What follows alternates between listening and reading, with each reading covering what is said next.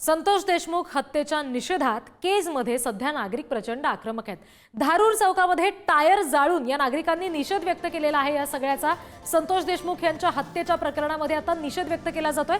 केजचे नागरिक या सगळ्या संदर्भात प्रचंड आक्रमक आहेत। मसाजोगचे सरपंच संतोष देशमुख यांच्या हत्येचं धक्कादायक वास्तव हे दोषारोप पत्रातून समोर आलं आणि त्यानंतर सध्या ही दृश्य आपण बघतोय। केजमधली दृश्य आहेत ही। जोरदार घोषणा दिल्या जात आहेत, टायर जाळले जात आहेत आणि निषेध व्यक्त केला जातोय।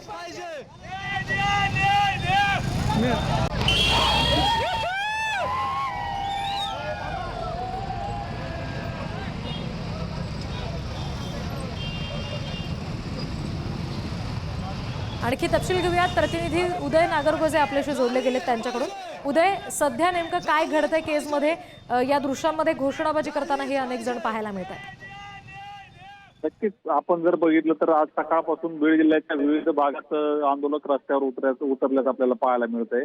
जोरदार घोषणाबाजी देखील या दरम्यान होत आहे। संतोष देशमुख यांच्या हत्या प्रकरणातील जे आरोपी आहेत त्यांना कठोर शासन व्हावं, फाशीची शिक्षा व्हावी अशी मागणी हे आंदोलन करत आहेत। या दरम्यानच केज शहरातील जो छत्रपती शिवाजी महाराजांचा चौक आहे त्या चौकामध्ये कार्यकर्त्यांनी एकत्रित येत टायर देखील जाळलं आणि जोरदार घोषणाबाजी देखील केली। या प्रकरणातील सर्व आरोपींना फाशीची शिक्षा द्यावी अशी मागणी हे आंदोलक करत होते। या ठिकाणी पोलीस बंदोबस्त देखील वाढवण्यात आलाय, परंतु कार्यकर्ते मात्र आक्रमक असल्याचं आपल्याला पाहायला मिळतंय। या ठिकाणी टायर जाळत जोरदार घोषणाबाजी करण्यात आली।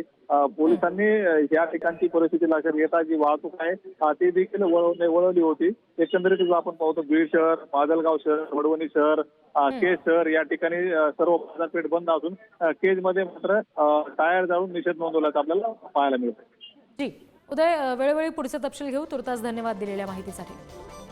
ही दृश्य आपण केजमधली बघतोय।